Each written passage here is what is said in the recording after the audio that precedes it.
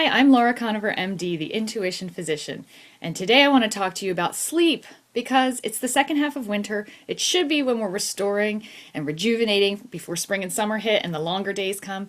It's dark, it's cozy. It should be when we're really tanking up and removing any sleep deficit we built up over the year and restoring ourselves deeply. We should be hibernating. And this, unfortunately, is actually when a lot of people have sleep problems. And I'm working with a lot of patients right now who are just not getting the restorative sleep they need, and it's affecting everything about their body and everything about their day. And I'm no different. I have horrible sleep issues, and I've found a lot of different ways to cope with that, and I want to give them to you today. Well, first I want to tell you why sleep is so important, and particularly in winter, because right now Mother Nature is designed herself around giving you a chance to hibernate, and we don't take it. And we need to, and it's so important. And it's important on so many levels. One reason it's important is because nighttime is when we assimilate and integrate everything that happened to us during the day. And on many different levels. It's a spiritual assimilation of different lessons we've learned and our intention to grow and to open. It's a time where we surrender at night and we release anything that happened to us today. We file away things, we make neuronal connections, we make sense, and we also let go and open up to growth, so that we can start the next day with an expanded version of ourselves. The other thing is it affects our physical body. So if you have any kind of weight loss goals, or you want to increase your metabolism, or you're on a diet, you better really get good sleep. I think solid sleep while you're trying to lose weight is more important than what you're going to eat the next day. I really, really do. Medical studies have shown that people who are sleep deprived gain weight 9 times more than people who have good sleep.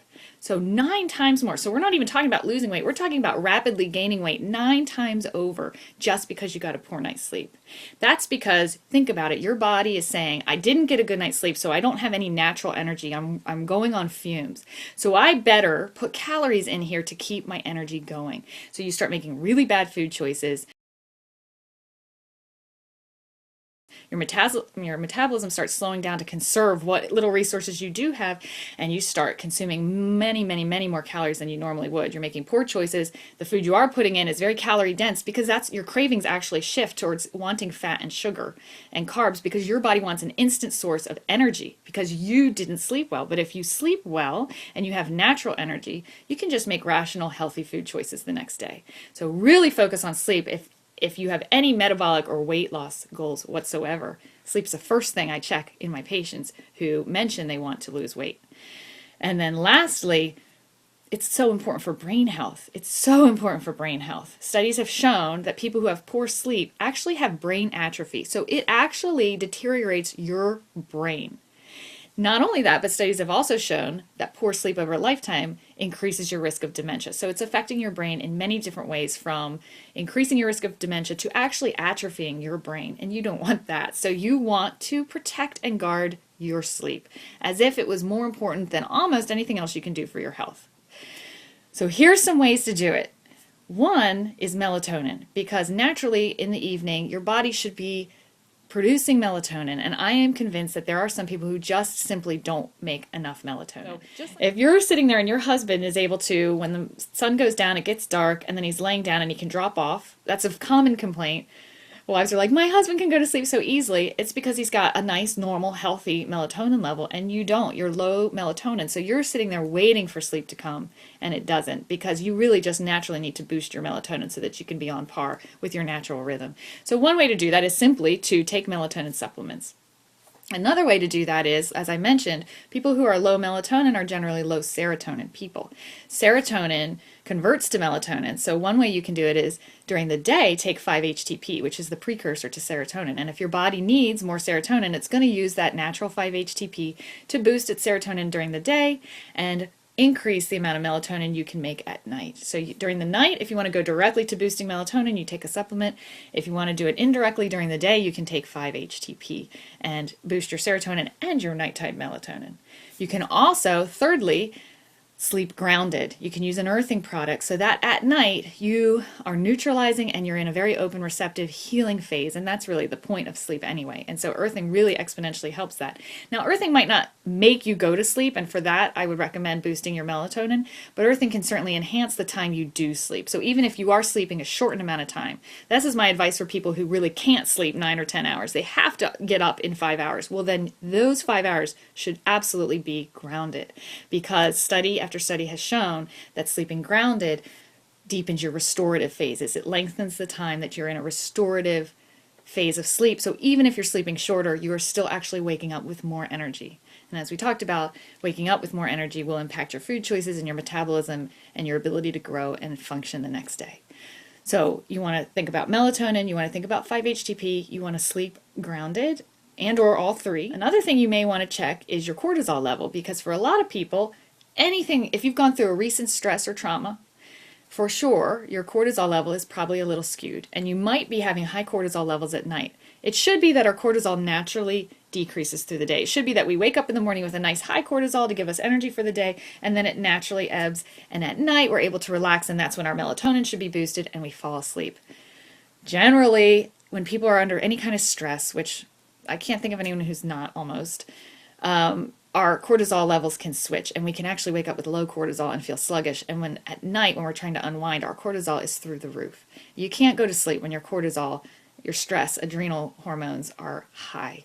So one thing, you can check that with a salivary cortisol test, but you can also then use an adaptogen herb like ashwagandha to kind of bring your cortisol level down at night and boost it during the day. It kind of helps reset it into its natural mode. So ashwagandha is another thing. If you suspect you've been through a stress or you're currently going through something stressful, you may want to really target your cortisol and consider taking ashwagandha. On an energetic level, there's still more things you can do. I really noticed this after becoming a mom and having children, because I really started realizing how important connection is at night for children. And then I realized it's true for all of us. Evolutionarily, we all, no matter, even if you like to be independent or you think of yourself as introverted or you like to be alone, it has nothing to do with liking to be alone. It's this deep cellular need to be protected at night in a herd. You know, like we would sleep in groups way back when, and there was safety in numbers. So you can really give yourself that deep-seated feeling of connection and interconnection and of being protected, and that way you can really surrender to the night and get a good night's sleep by, it could be as simple as leaving your doors open, and that can make a huge difference. Sometimes parents leave their children, they close doors at night, but just a simple switch of keeping everyone's door open at night so that they can hear each other, they can call out good night, and they just even know that they're connected at night, that the doors are open, so the connection is there and the availability is there. It gives them enough to satisfy that need for connection. It could be as simple as sleeping with a pet. I love the idea of a child being able to pick out a special pet to sleep with. Or if you live by yourself, sleeping with your dog or your cat can satisfy that deep cellular need to just have a loved one present and nearby.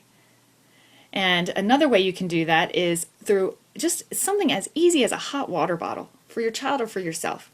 Filling up a hot water bottle and sleeping with something warm next to you is another so easy, so simple way to energetically just give your cells and your body and down all the way to your DNA that knowledge that there's something warm near you, that it's okay to go to sleep. And the other way that no matter what, say you don't even have a pet and you don't want to do a hot water bottle, the connection can also just come from spirit.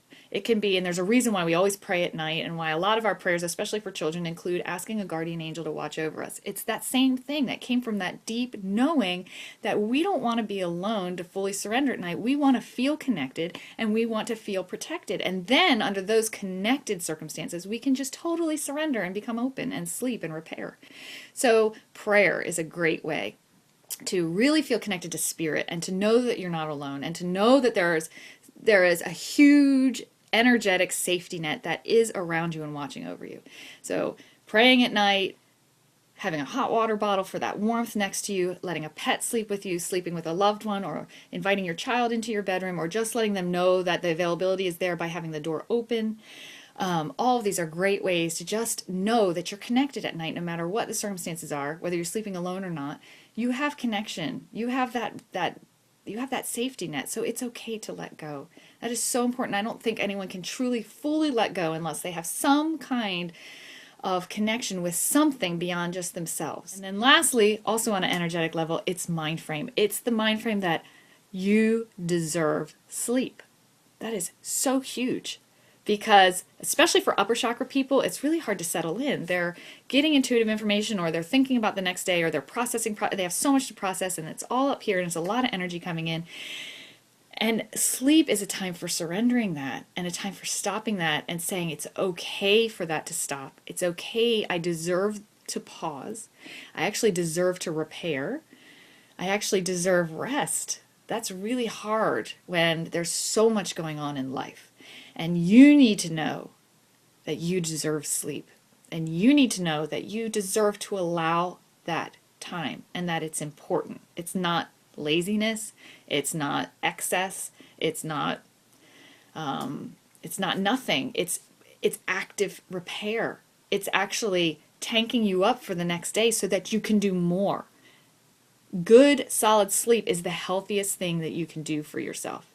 And good, solid sleep is something that you are worthy of. And so it's a mind frame of going to bed knowing, I deserve to sleep tonight. I deserve sleep. So go to bed tonight with the mind frame and say to yourself, do everything you want to do. Take the supplements if you want melatonin, if you're taking ashwagandha, if you're taking 5-HTP. You go to sleep using an earthing product so that you're nice and grounded, so that you're giving yourself the most time in restorative sleep mode that you possibly can. Then you affirm to your body your connectivity to other loved ones, whether it's through prayer or physical presence with them.